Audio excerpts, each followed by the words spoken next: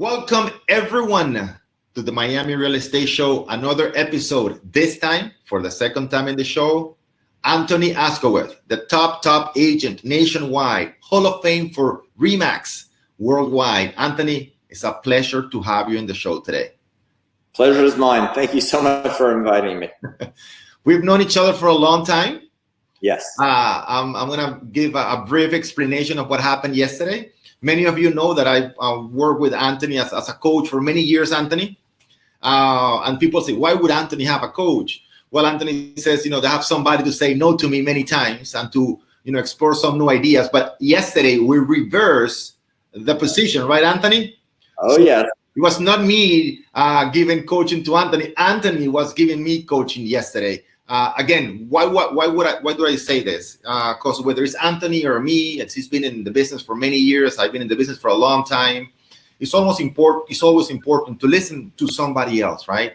And you're going to get a lot of good feedback. So not because you're an experienced agent or a top agent doesn't mean that you know everything. And me as a coach, Anthony was coaching me yesterday, right, Anthony? All right. So I appreciate that feedback from yesterday. Thank you very much. Pleasure. All right. So let's get started, Anthony. First and foremost, let's spend 3 to 4 minutes. I think most people are ready for the people in the future who are going to see the recording. We are recording this during the pandemic, COVID-19 pandemic. I want to be very brief. I think we are in week 5 or 6, depending on where you're in the nation. I just want to ask you right now what you're doing, and then let's talk about real business, right? What you've done to get to where you are. Not only you're an agent, but also a broker, property management. You're an investor too. So tell me 2 or 3 things you're doing right now different that it's working during this pandemic. Well, I have to first say, it's not like I dropped the ball. I'm held on to the ball. Okay.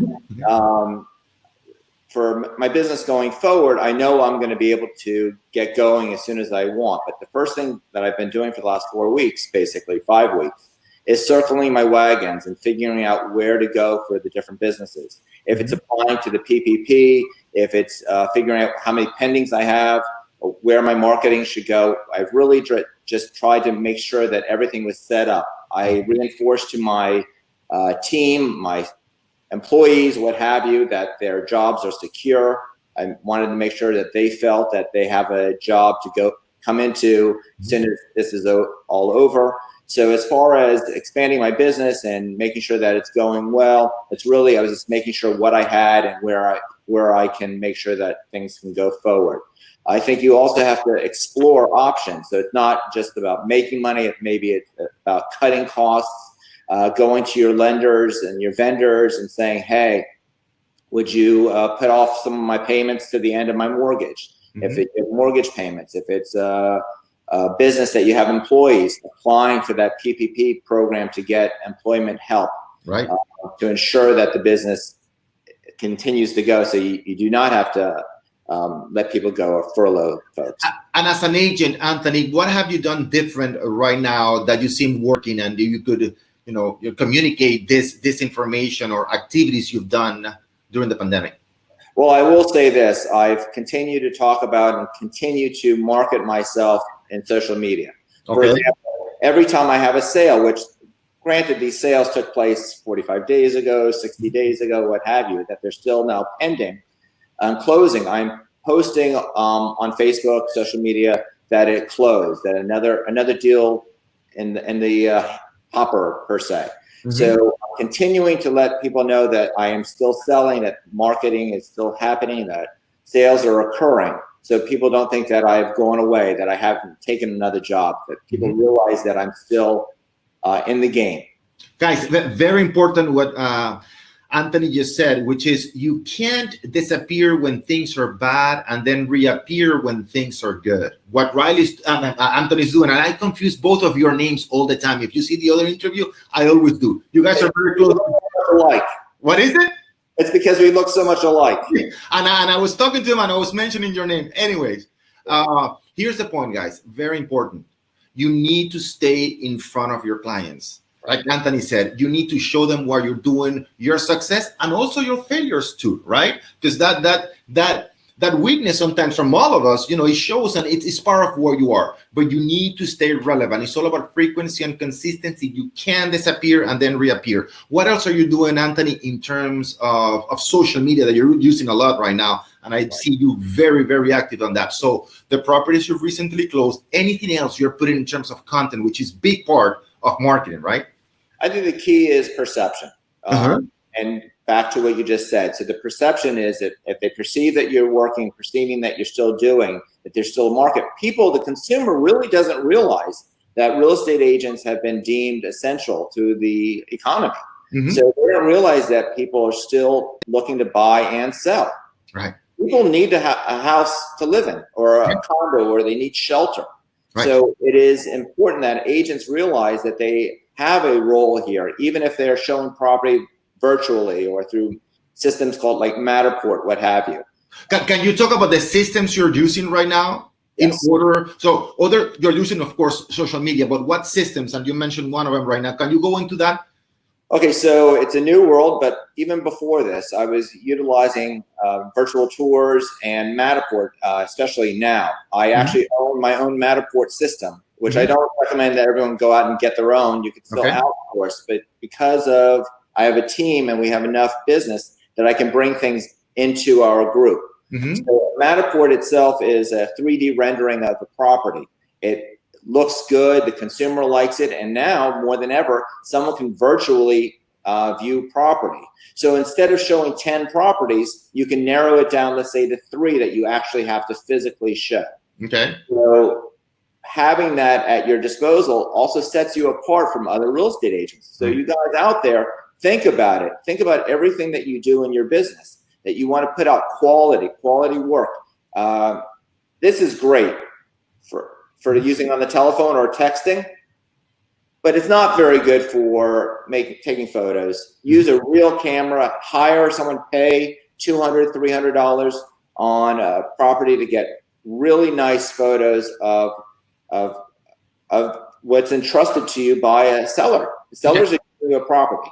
And Anthony, when you get those, that virtual tour, how do you advertise that? Do you just post it? Do you promote it? Do you pay social media to sponsor it? What do you do? What exactly your strategy on that? Okay, so first thing, of course, is it's attached to the MLS. We put a non-branded video on the MLS itself. I also then brand them also. So prior to this, I would go to the house and say, welcome to so-and-so 93rd Avenue, what have you. Welcome. But now, of course, I'm not showing up for those tours. Right. But you can still use them. You can still brand it at the beginning and the end with your logo, your name, your phone number, your contact, and you can put it out there on social media. Okay. And you can boost it. You can utilize it in different ways to make sure it gets out there. Which I highly recommend, guys. Posting on social media is not enough. And by the way, I want to say hello to Jeff, which works with Keller Williams. We have Mariana from Houston. We also have agents from Connecticut. We have agents from San Diego, all over the country, Miami, Fort Lauderdale. I want to make sure that you understand that in terms of social media, it's not enough to post. You need to make sure that you create campaigns, either lead generation campaigns, one of 3 lead generation campaigns, traffic campaigns for your specific listings, right? Or awareness campaign, which is content, positioning yourself as the expert. Posting is not enough, and you can verify that when you go to your feed and see how many likes or comments you have. Very few, and it's usually from the same people. Your family, right? And your friends, who the majority are real estate agents. So make sure that you have not only a strategy to post, which should be about lead generation, awareness, and traffic, but to make sure that you invest. Fortunately, as Anthony and I know, it's very inexpensive to do that in social media. Any other strategy, Anthony, that you're using right now to position yourself, to keep positioning yourself as the expert on your area? Well, I will say this once again. As I said, I haven't dropped the ball, but I will say going forward, we have already talked about, and I do geographic farming. I do my postcards historically. I had done one right before, 5-6 weeks ago, and right then, 2 listing calls right from the postcard itself. So there is still a residual from that. The only negative about postcards is gain no data when you send out a postcard.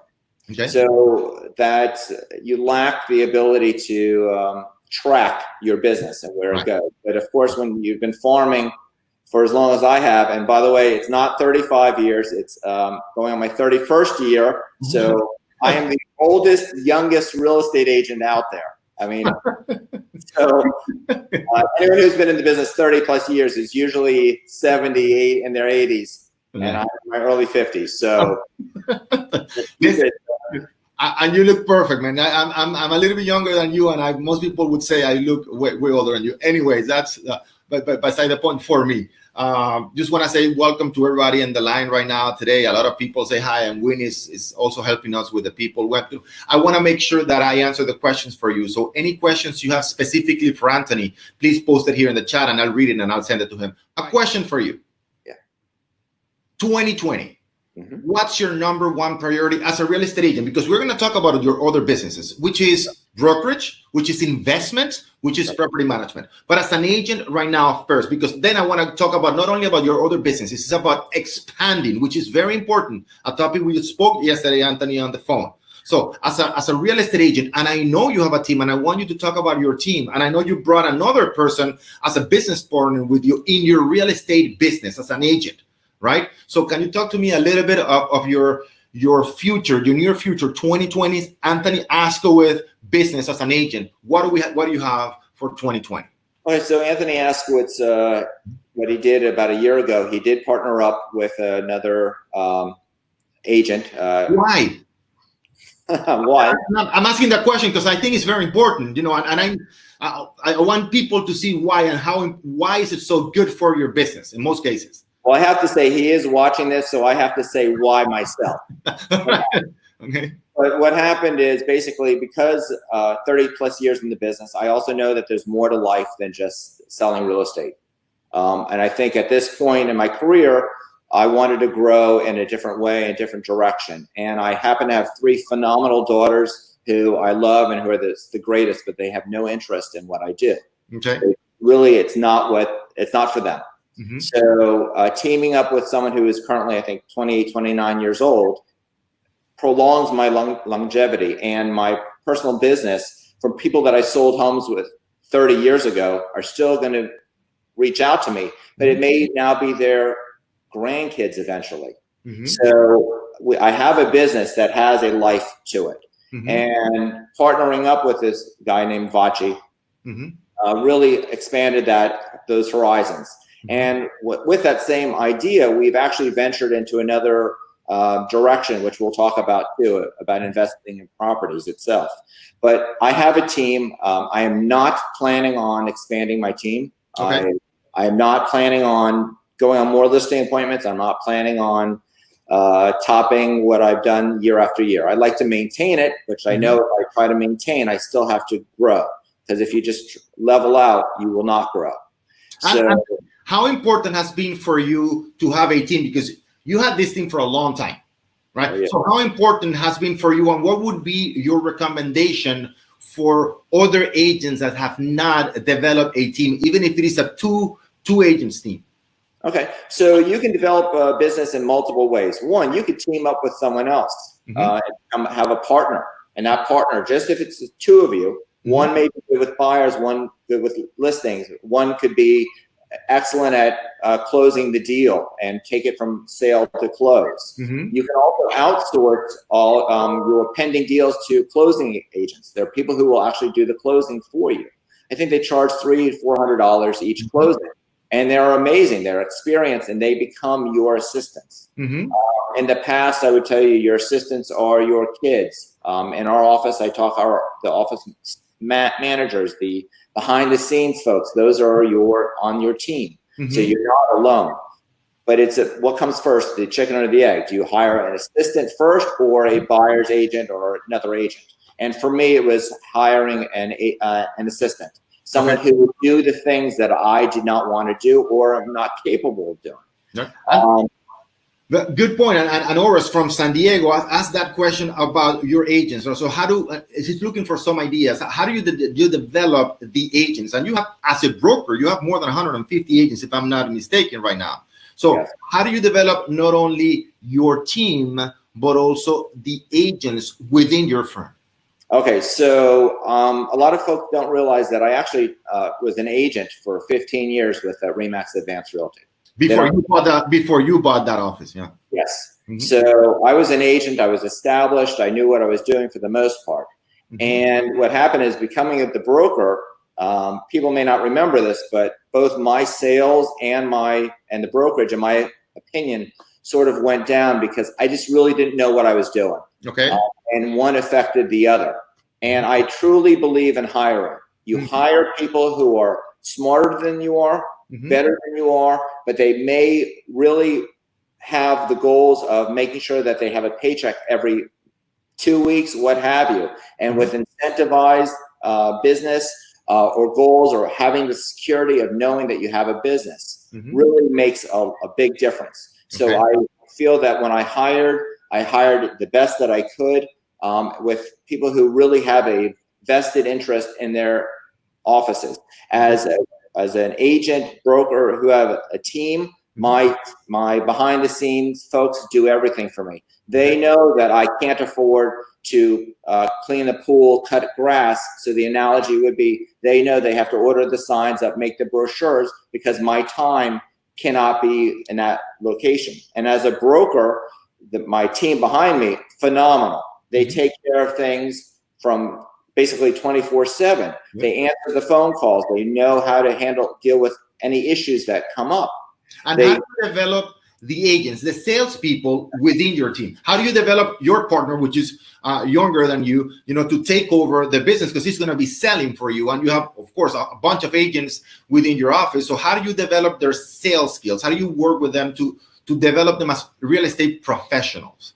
Okay, so my first thought is to think about, if you surround yourself with top producers, you're going to do well. Mm-hmm. If you surround yourself with negativity or problematic issues, or if there's no energy whatsoever, your production is going to go down. So if you surround yourself with incredible people, your business is going to go up. When you have people in the hallway that make 100,000, 200,000, a couple people who make $1 million plus, mm-hmm. it really makes a difference in your overall, especially when they're helpful. They share their businesses. They're open with their ideas. They don't feel like they're competing internally. I think that makes a huge difference in the atmosphere and the culture of an office.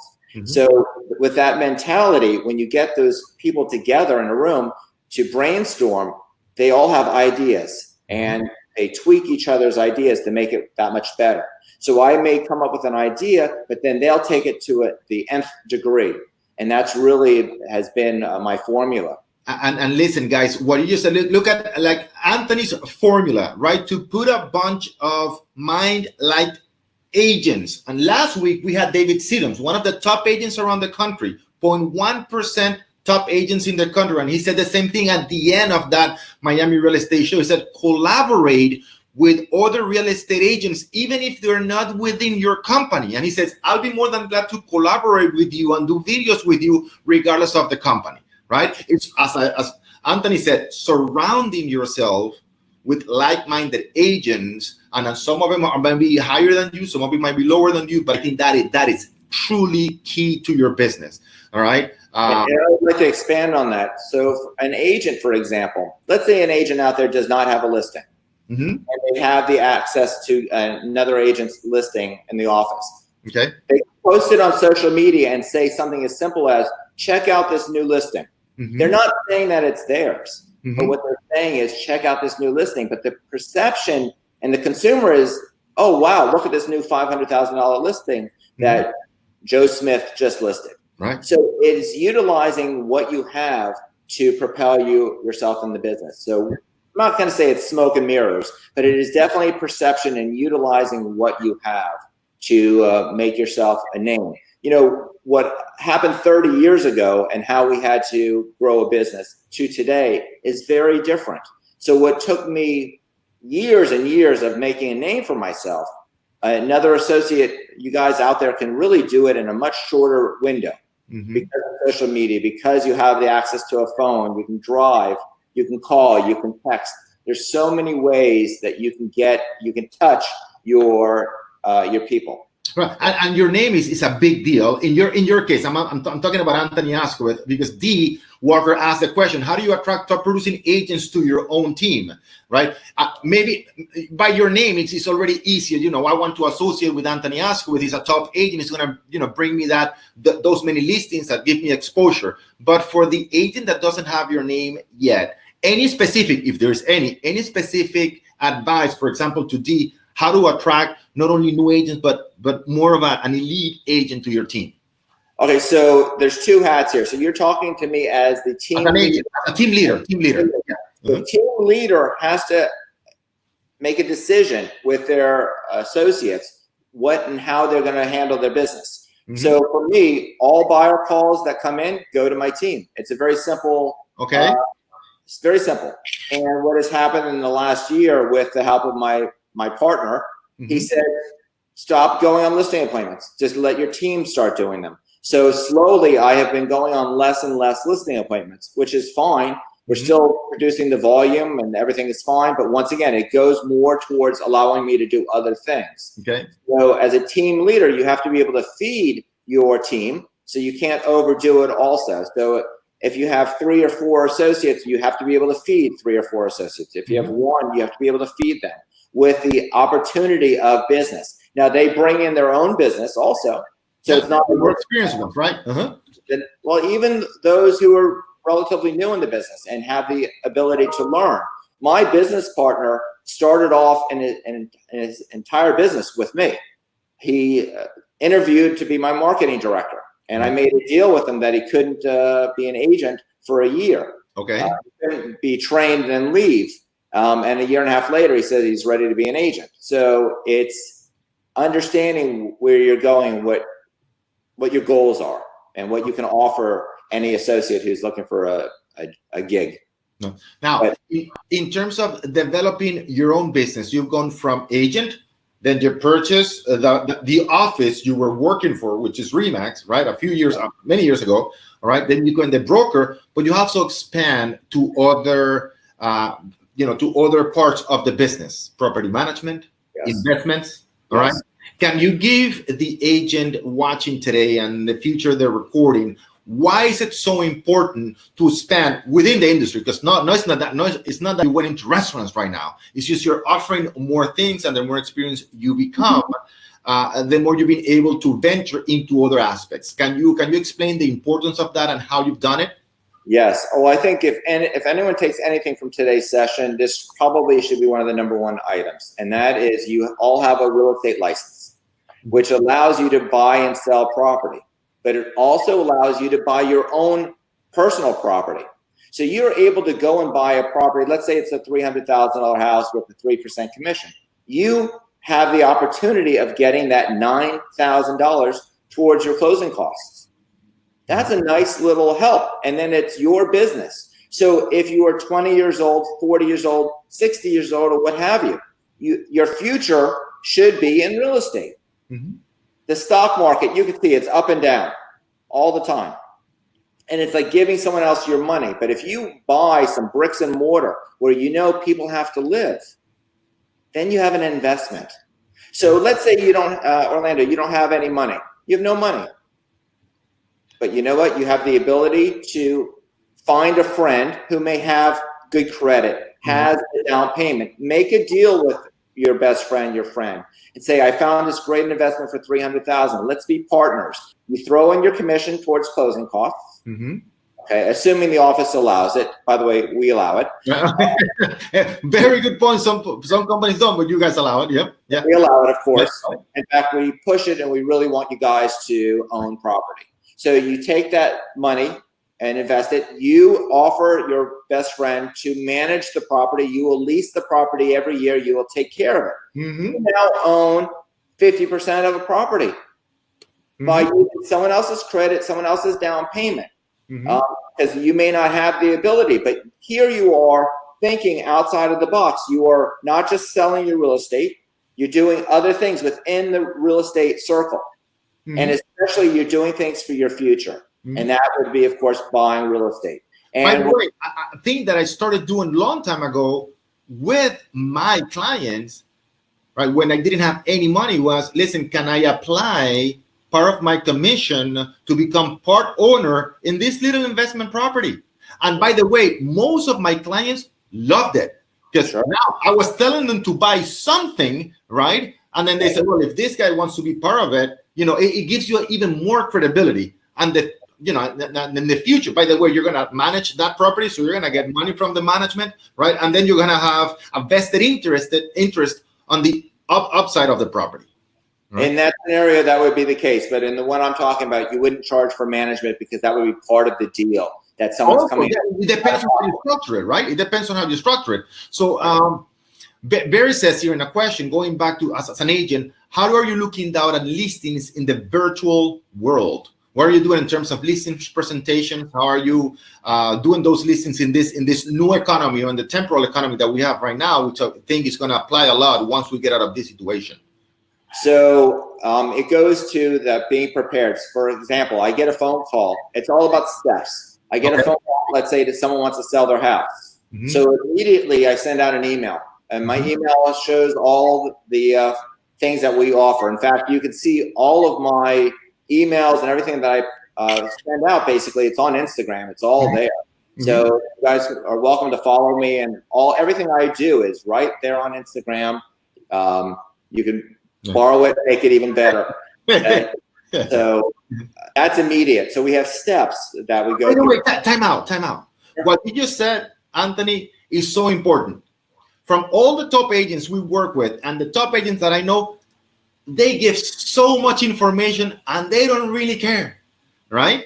It's the new agent that said, no, but I can say that. Oh, but I don't want to show that. What about if they copy it? Listen, it's all about who does it better, and it's all about frequency and consistency. It's about being in front of your clients, and the more you do it, the better you're going to get at it. Look at what Anthony said. It's all there, whatever. If you want to copy and do it better, let's be my guest. Thank you, Anthony, for making that comment. Very good point. It's a pleasure. Right. So the idea is getting the information out there. After we got the question. No, the question is what you're doing in terms of listings. I'm sorry for that interruption. So in terms of listings right now in the virtual world, are you doing your listing presentations online, etc.? Okay, so I personally have not done a listing presentation virtually yet in the last 4 weeks, but my team has. Okay. So what's the feedback? Excuse me? What's the feedback? They have done it. I will tell you our ratio of landing the listing so far is not as good as it has been when it's face-to-face, toes-to-toes, what have you, in their dining room or kitchen, what have you. We're much more successful when we get inside the door. I have not attempted it yet, but I will. But I have everything available for myself for my listing presentation, which is basically I can send to the consumer beforehand, during, and show it to them. It's all about reinforcement of that I am the best agent for them in their job. In fact, right now, while people are at home, when they're not looking at their webinars, they should be updating their websites. They should be updating their listing packets. They should be doing things that are productive that they may not have time for during when this is all over. So it's about getting in front of the consumer. So guide me through this is part of what we wanted to talk about today. We discussed that yesterday. Take me about the process of your listing presentation from the time you do the pre-qualifying call, right, with that person, the material you send to that person for the listing presentation, and what you do after. So can you guide me through that process? Yes. So basically, if a call comes in, and usually I'm more of a passive agent. I am not a cold caller. So for those who do cold call, it's phenomenal. In fact, right now, if any time, now's the time to cold call because people aren't doing it and everyone is at home. So if the listings are expiring, look at why they're expiring. Orlando, can I talk about why they expire? Yeah, of course. That's the idea. Yeah. They're expiring for they're expiring for two main reasons. One, the list price was just too high. And check out, not that we're allowed to basically talk about commission, which we're not, but look at it. Look at what they were offering. But more so the idea of putting out there a value of the property, what someone's willing to pay, and choices, and the quality that goes along with it. Typically, if someone's offering 1 or 2%, let's say, their photos are just not to the same degree.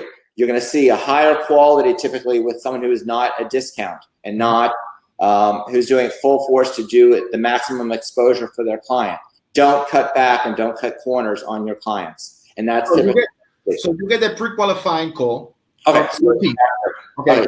And what do you send to prepare your team or yourself for that listing presentation? And what happens in the listing presentation? The first thing that happens is the call comes in. We immediately send them an email. The email is a video, about a minute-long video talking about me and my business partner and all the things that we're going to do for them. We showed them in the video. She talks about the video, drone videos, and just setting ourselves apart.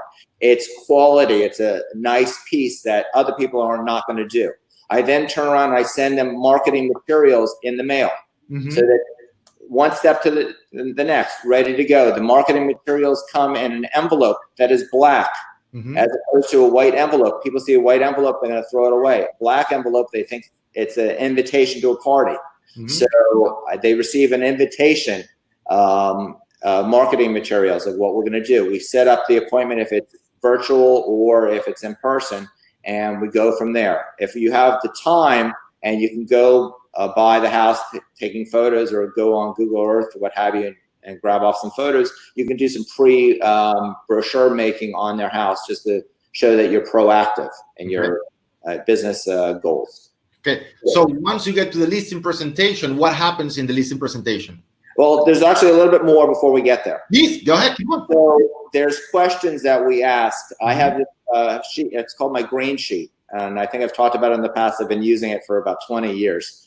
And it's just about questions. Right here. So for everybody that is in our coaching program, Anthony, it's part of that listing presentation. So for those of you who are in our coaching program, go to our listing agent workshop. Anthony is giving that presentation, and he talks about the green sheet he's still going to talk about right now, but we have all the details in the course.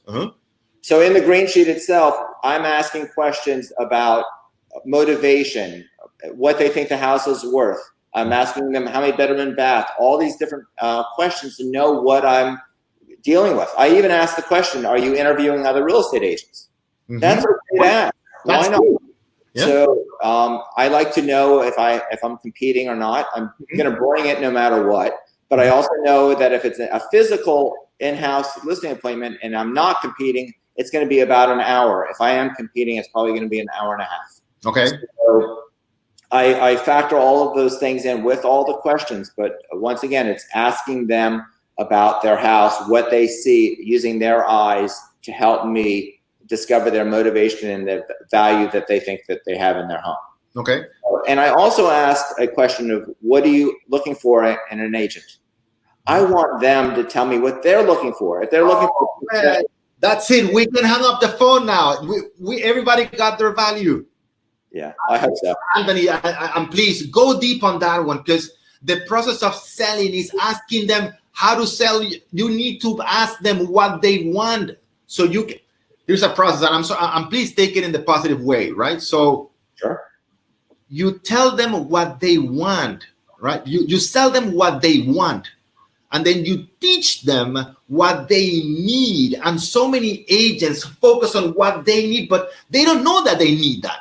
Got it? So you sell them what they want, and in order for you to understand what they want, is what Anthony said, you need to ask them, what are you looking for in a real estate agent? And I'm looking for A, B, and C. Well, as a real estate agent, that's what I offer, A, B, and C. When you guys, or many of you that are in a coaching program, when you call our offices, our sales team is trained to ask you, what is it exactly that you want coaching for? Because we can spend hours telling you about coaching, what we have, and it doesn't resonate with you. So tell me what you're looking for in coaching, A, B, and C. In coaching, we have A, B, and C. That's what you're looking for, yeah, right? It's much easier. So please, Anthony, stay there right one moment, because I think that's has the highest value we're going to get today, regardless of what you say, because it's so important, right? Okay. So you said, ask them what they want. Please, let's stay there a little bit. So let's say the consumer says that I want someone professional.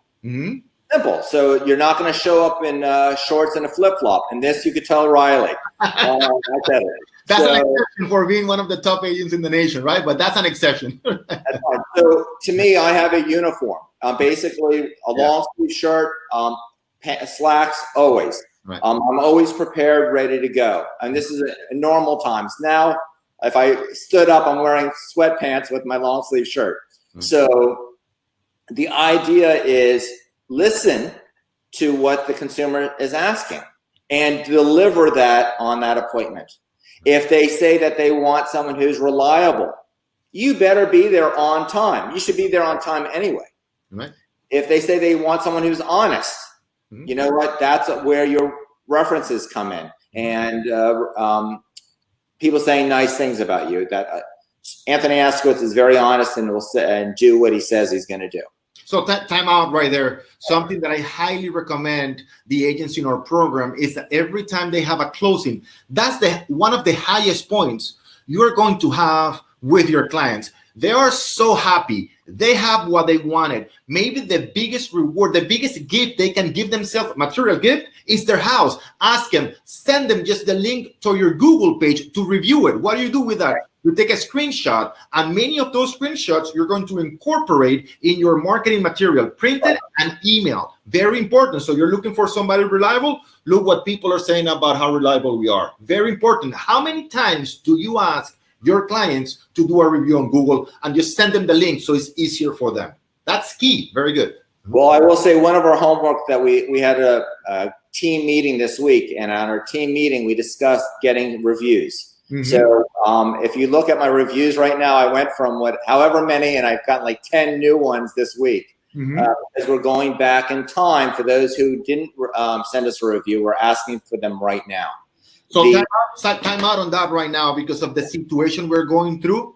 I would say, and Anthony, you're going to see from those 10 reviews you got, you're going to see a decrease in the last week, the next few weeks. The reason being is that Google, and they're going to send you an email on that, is that they don't have the capacity right now to verify all the reviews, and they're taking them down. So if right now we're filming this on April 22nd, so at least wait a month, all right, to ask your clients for the reviews, because most of those are going to be taken down, unfortunately. That's what's happening right now, but in regular times, ask them as much as you can. So there's other, Orlando, there's other places that you could do reviews. You can also do through Zillow, Yelp. Also, our MLS itself has a button that you can actually just click on it. It will send directly to the consumer. However, the beautiful thing about Google is that everybody goes there, right? By default, everybody goes to Google. And when they put your name and they see the Google reviews, immediately it's much easier to see. But I agree, you can use it in Yelp, you can use it also with the MLS, but Google is key. By the way, it's going to help you once you start doing SEO, and it's going to help you also with your organic search. All right? Correct. Because when they put your name to the right side of the page, you're going to have the picture of your office, then your address, your phone number, and the reviews right there. Right. Thank you. Okay. So you guys, every time you go on a listing appointment or get a listing, you should ask the consumer, your seller, for a referral also. Right. So it's not just references, it's a referral. So when you got on a listing appointment, you should ask for a referral. When the house goes pending and at closing, you should ask for referrals. So there's that minimum 3 times that you should ask for a referral. And then if they, oftentimes they want to give you a gift, or the best gift that you can give me, Mr. and Mrs. Seller, is a 5-star review. Exactly. So it all goes together. Bang, bang, bang. So again, I think what you just said, please not only pay attention what Anthony just said, but please execute on that. If you can execute on those 2 things, ask for the reviews, and number 2, when you're talking to a potential buyer or seller, ask them, what is it exactly that you're looking for in a real estate agent? Anthony, that is key. All right, so during the presentation, anything you want to add in your presentation? I don't think we have enough time to go through your green sheet, because you've done an amazing job. When we did the workshop, it's super, super, super detailed, right? Anything else you wanna point out about your listing presentation, and then we can move forward? Anything else? I can tell you this. I'm always on time. Okay. If not 5-10 minutes early. Yeah. because if you're on time or 5 minutes early, you're late, in my opinion. So you have a first impression one time. So you got to hit it out of the park. So always being on time and be presentable and ready to go. Have your homework done. I am always ready on any listing appointment that I go on. Ready to, I have all the information that I need. I've done the homework. Yeah. And by the way, one of the tips you have, you'll usually have 2 or 3 different shirts, right? That's what you've said before. And in order you need to use them or to go into a listing presentation, you're always ready, dressed for the presentation, for the showtime, right? Always showtime. Right. Exactly. So, guys, and if you have any questions about how Anthony pre-qualifies, follows up, presentation, handles objections, how do he close those clients, please ask him right here. I'm going to move now on to how you expand. We talk about expanding your team, expanding the brokerage. Now how you expand into other businesses. We touch a little bit on that. We touch a little bit on how to work and develop your own portfolio of investment properties, right? Okay. Let's talk a little bit about property management or any other business that you have affiliated to what you just started as a real estate agent. Well, I will say this. I have multiple hats, and I don't recommend multiple hats to everyone, but if you can do it, do it. But what I'm doing now is buying investment property all over the state of Florida. Duplexes, triplexes, fourplexes, basically, that are affordable living. So typically the price range is a little bit lower. So I'm able to pick up a property and then turn around and rent it out, especially Section 8. Section 8 housing is a guaranteed money that basically every single month the check comes in. The property will be in excellent condition, but you know that the check will come in. So you can't, you're not allowed to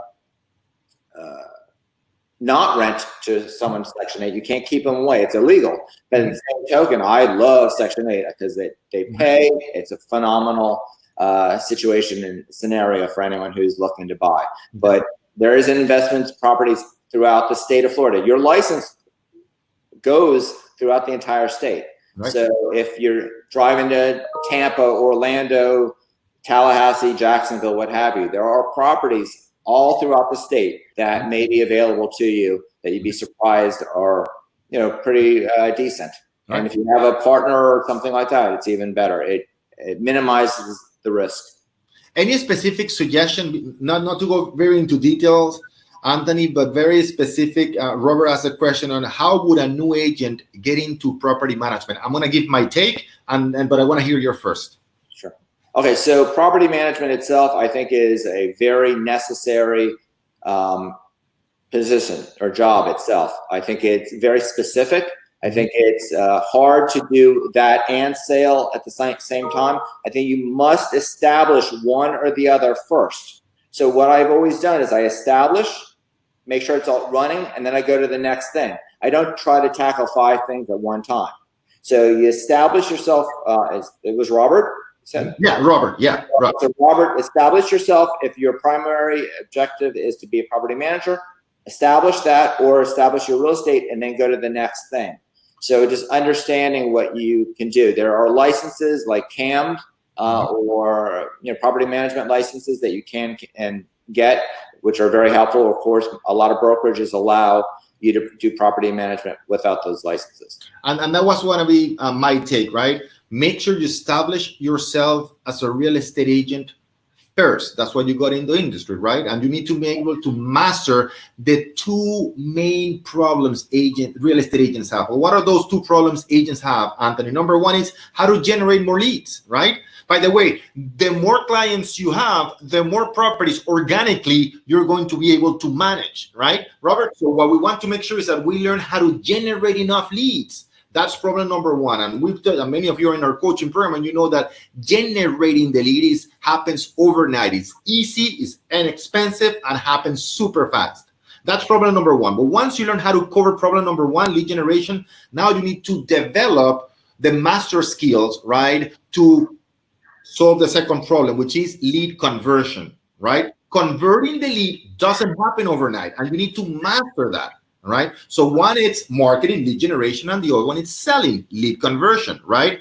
Marketing is everything Anthony and I and every single real estate agent do to generate that possibility of talking to somebody on the phone or face-to-face. Lead conversion is what we do once we have that lead on the phone or face-to-face. So master those two things, Robert, first.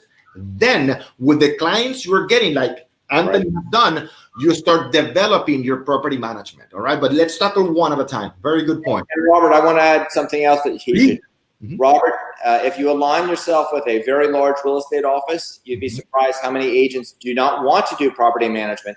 And if you have a contract that when that seller is ready to sell, that agent who referred you the property management gets that listing, it can go a long way. So alignment with other real estate agents or letting other real estate agents know that agreement would be in place. I think people are more afraid that they're going to lose that future business as opposed to thinking it's not what I do, but they have a residual 5 years, 10 years down the road that listing will come back to them. All right. One last point that I want to make is about marketing. And for every agent that I interview, and we all agree, and definitely Anthony is not the exception to that, we know that we are in the business, not of real estate, we're in the business of marketing. Got it? And I think very few agents know the importance of marketing as Anthony, right? And we talk about the 4 quadrants of marketing, but I want to ask Anthony one specific so you can hear it. There are 4 quadrants to marketing. In this case, I'm going to go from the most expensive to the least expensive and stay there, right? The most expensive one, and all of them work. I'm not saying one is better than the other one, but the 4 quadrants of marketing, the 4 ways of lead generation is number 1, offline. Anthony, not only you do postcards, you do magazines, you do newspapers, you have a truck going around your area that is driving other agents crazy, right? Because of so much marketing you do, right? They love Anthony as a person, but they don't like him as a real estate agent because he's taking so much business, right? So the number 1, and you've mastered that, but I don't want to focus on that because not every single agent can afford to do what you've done. All right, in terms of offline marketing. Then online marketing, and we talk about Google reviews, Google ads, very important. YouTube is amazing, incredible platform. To me, it's my favorite, right? Number 2, all right, would be social media. We talk about social media. We talk about different campaigns, 3 campaigns: awareness, traffic, and lead generation campaigning, using Instagram like Anthony uses. But now let's take on the first quadrant, which is email marketing. In terms of email marketing, Anthony, how do you run your practice in terms of email marketing, and what advice do you have for our audience? Well, first of all, email marketing costs nothing, basically. And you should be emailing your sphere all the time. When you say all the time, how often? What you should be doing? Probably every day. Thank you. But I have to tell you, people are so concerned about the content. No offense, no one's reading your stuff.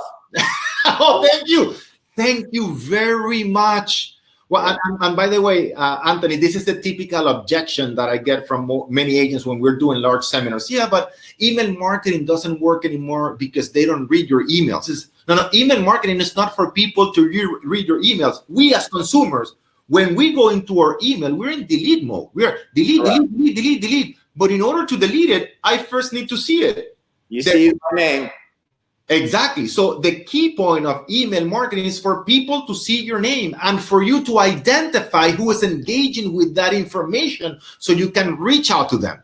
Right. Got it? So it's not about sending an email through your Gmail or Hotmail. You need to have a system, right? A system where you put all those emails, right? And the system sends a campaign to them, and you can go into the system and verify, right, the people that are not only opening your emails, but clicking on your emails. Those are the people that are telling you, listen, I'm interested on buying or selling depending on the content you're sending, right? So as Anthony said, probably every single day. And if you follow the top agents around the nation, including Anthony, they're sending emails pretty much every day. The newer the agents are, the more afraid, Anthony, I don't know if you have a different take, the more afraid they are of sending emails. Can you comment on that?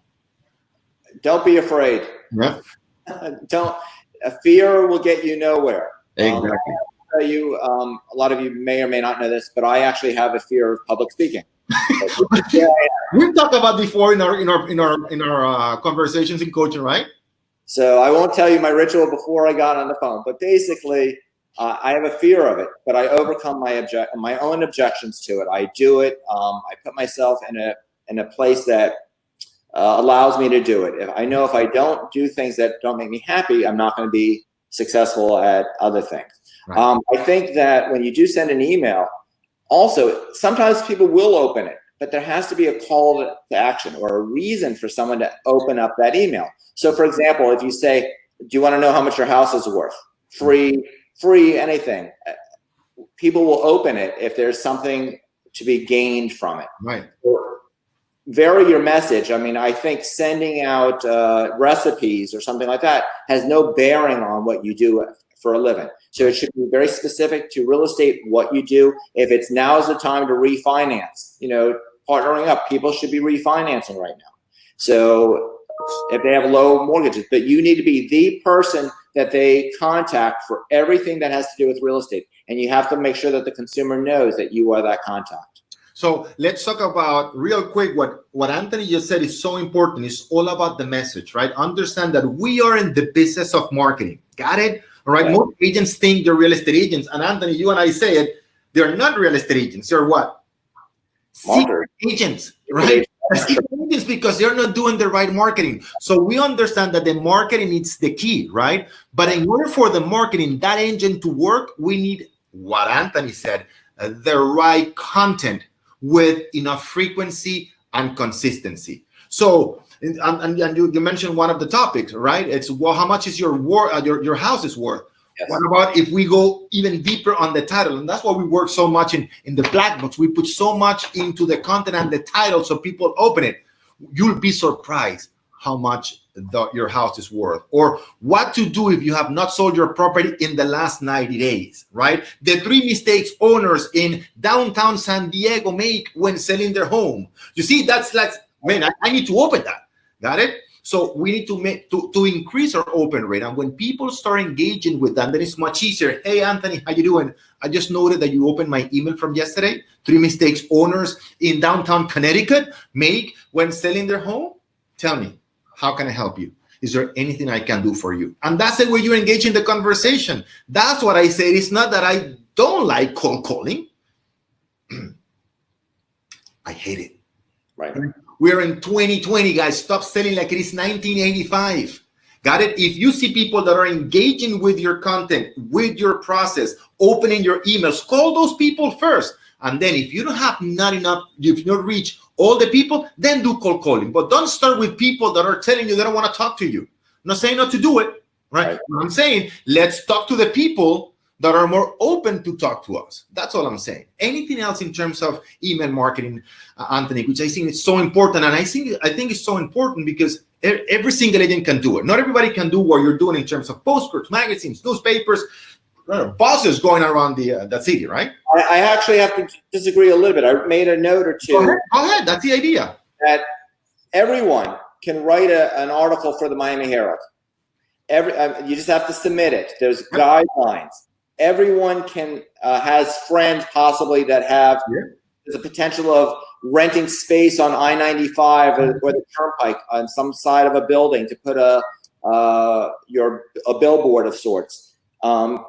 Trucks. You may not have your own truck or truck, but you can do things like buy or sell with me, use my truck for free. And when someone calls to borrow your truck, you get a deal with the U-Haul or Penske, and you just rent it from them and you save yourself liability. So it's thinking outside of a box and understanding that. And when we are back to going to Publix and around, something simple as even wearing one's name badge goes a long way. The consumer will recognize your logo. And after sitting in their house for 5-6 weeks, people are thinking it's either too big, too small. They want to get out. They're sick of it. People are going to be wanting to sell after this is all over. So you have to be in a position to be ready for them. Right. So there's a question here, and Felipe asks, where do you get the content to send the emails? All right. So there are many things. I wrote this book and it's in Spanish. Why? Because my audience is in Spanish. My buyers are international investors, right? So look, I had a black hair and a little bit more hair back in the days. That is in 2005, right? Right here. But I didn't invent this. I think you can see it, right? Right here, 2005. So by the way, it's not that I created, and this is my own material. This is the process A to Z on how to buy or sell a property, right? So, by the way, there are many programs that give you the content. We give you the program, and I'm going to say a big plug here in the real estate black box. We give you not only the content, but the guides to do your social media, the website, the automation for buyers and for sellers. But you can have this one, and there are other many programs, huh? Right? So the content the question is, what are my buyers and sellers asking me? And put that in writing, and like Anthony's doing on video. By the way, Anthony has been featured not only in the Miami Herald, but in Man, he writes a column for them because of the content. And I learned that the 2005, let's do numbers, 15 years ago, the power of content. The content is the gas for your marketing engine.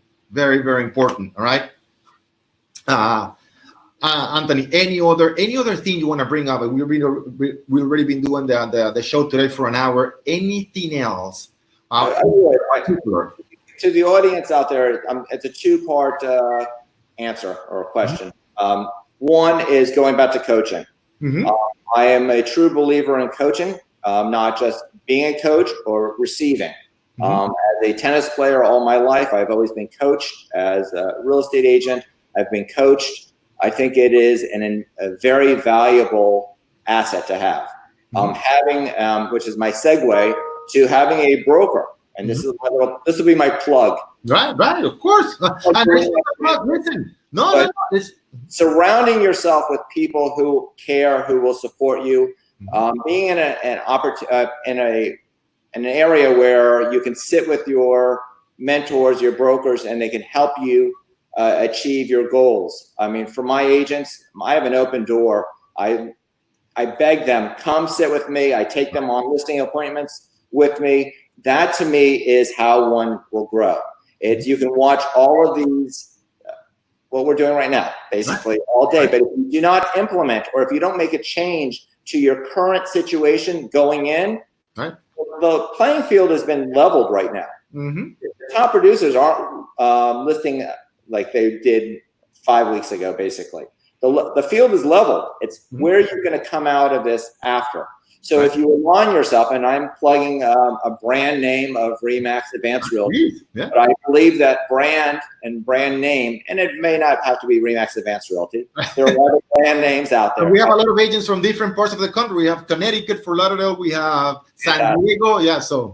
So, but for those people, you have instant credibility when you are with a brand. And no offense to, love the XYZ companies. I think they play an incredible role. I love their programs and what they offer.